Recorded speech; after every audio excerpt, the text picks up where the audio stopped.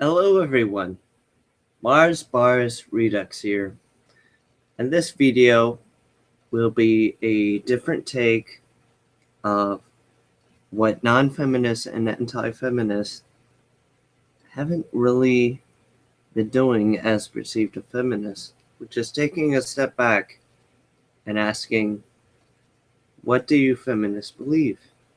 This goes for modern wave feminists. And this video is partially unscripted and scripted. This part is the unscripted part, because I want to ask about how feminists can educate us in a rational manner without attacking us, without criticism or logical fallacies, because we want to inquire as such. We're taking a step back, the non-feminists and anti-feminists, and we want feminist perspective. We're stepping back to listen. We're taking back aggression. So let's get started with what I have scripted. I like to do an inquiry video rather than a focus on criticism. A while ago, I uploaded a video on Toronto feminists and thought that I should step back and listen to Toronto feminists before jumping to a perspective or conclusion. Besides, how can I learn without listening? The first question I like to ask is, what is your perspective on what feminism is and what you stand for? I've read that feminists today are a modern wave. What does modern wave mean to you?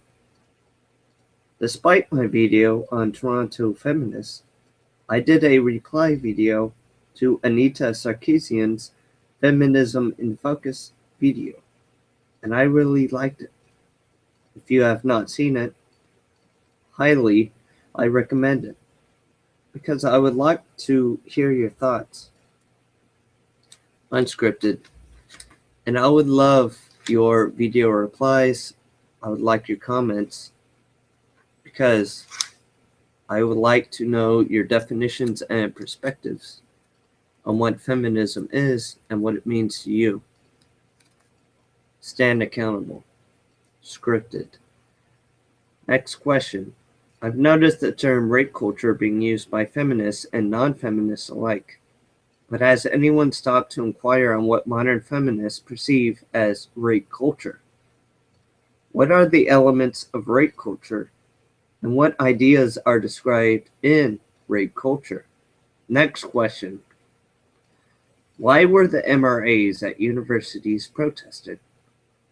Before they were protested, did any of the feminists stop to first interview MRAs on their ideas? Do you think MRAs formed because of feminism?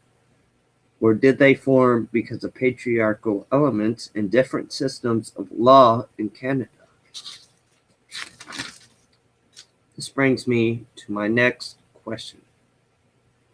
There are videos of the protest showing Chanty Binks to be against the patriarchy. If I were to question this behavior with the mindset of a functionalist feminist, I would ask, which elements of patriarchy are bothering modern-day feminists? So what do you think of traditional gender roles? Do they still have a place in the 21st century, where men and women are starting to see each other as social and ethical equals, disregarding traditional patriarchal gender roles, such as the male planning and paying for the female on a date? Is this the patriarchy Chanty Binks is against? That on a date, the male and female should have a split bill at a restaurant? If that is the case, then feminists should follow her example. Perhaps Chanty Binks is against patriarchy in the divorce system, where the ex-wife gets 50% of the ex-husband's assets. If it was the 1950s and the ex-wife had no access to a career or college education because of restriction enforced by her husband, then her receiving 50% makes sense.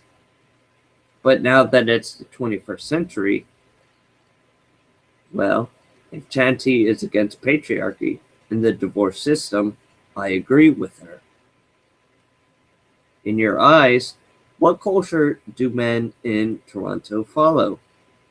Do they all follow a traditional culture where they still follow gender roles, or do some of these men follow a gender-fair culture, since men and early feminists fought for fairness, which include fair rights and access to career and educational opportunities? I ask this because men in Toronto are complaining about harsh stares and harsh behaviors from women while out in public. Are these women projecting harmful stereotypes on these men? And why aren't the Toronto feminists fighting to reform harsh behaviors women express towards men? I hope you are better than these specific women, as you will be the feminists that the next generation of feminists will look up to. And while they are children, I hope they never see women expressing harsh behaviors to men or vice versa, because you will be held accountable because you should have zero tolerance against harmful behaviors coming from any biological sex. Now I want to talk about an issue of which bother feminists: the wage gap. Whether it exists or not, feminists, non-feminists, and anti-feminists would like a gender-fair equal pay for the same positions men and women may have in a private company. Perhaps you could lobby together as a feminist collective and ask legislatures to have private companies to submit tables of wage and salaries of men and women with the same position to the government and the Better Business Bureau to ensure private companies are accountable in gender fairness, and to put a halt to gender unfairness. But perhaps wage tables are already being submitted. But can people trust the honesty of private companies? I don't know how much the government can do, since these are private companies. And, well, they are private. Maybe a private auditor could keep a consistent watch on wage numbers to ensure equal pay for same positions. I may sound like a newbie in this context, but that's where you come in as a feminist, is to research the power of government over these private companies, your voice and your vote, and ways private companies can be held responsible if they are unfair in terms of gender pay. I respect that some of feminists have adapted. Not all men are like that. You're correct in ways. America and Canada allow freedom of individual culture, ethics, and beliefs. And both men and women since the 60s, 70s, 80s have been progressing from common outdated cultures that involve traditional gender role stereotypes. Unfortunately, even in 2015, unique men and women with gender fair and rational cultures are outnumbered by people that still project gender role stereotypes on other people, expecting them to follow traditional gender roles and elements of patriarchy. If a man following a gender fair culture pays for the date, the context isn't traditional gender behavior or even patriarchy. He does it as a gesture of friendship, or maybe he received a paycheck bonus. This is unlike the white knight that uses traditional patriarchal elements to attract a female into a relationship. I respect you for avoiding the few men that aggressively seek a relationship by using traditional patriarchy. And I mean, men following an individual, unique ethical culture is less likely to attempt to play a pickup artist role. And with your Namalt's adaptation, you have told us there are unique men that don't solicit sex like manginas or white knights. And the same applies in a similar way with Nawalt. So the small population of unique men and women that respect each other has been noted as existing from feminists. Thank you for this. Now, you have more reason to reform harsh behaviors from men and women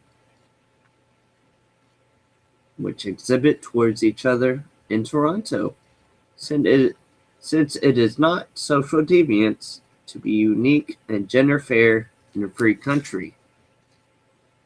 If you've made it this far into the video without closing it in disgust, I respect you. I would like to have my questions answered by any feminist. If you are a non or anti-feminist, please leave your comments on another one of my videos. And leave this video for feminists to comment on. Thank you for watching, and ciao. Unscripted. I would like video responses as well as comments from modern day feminists, as well as traditional feminists,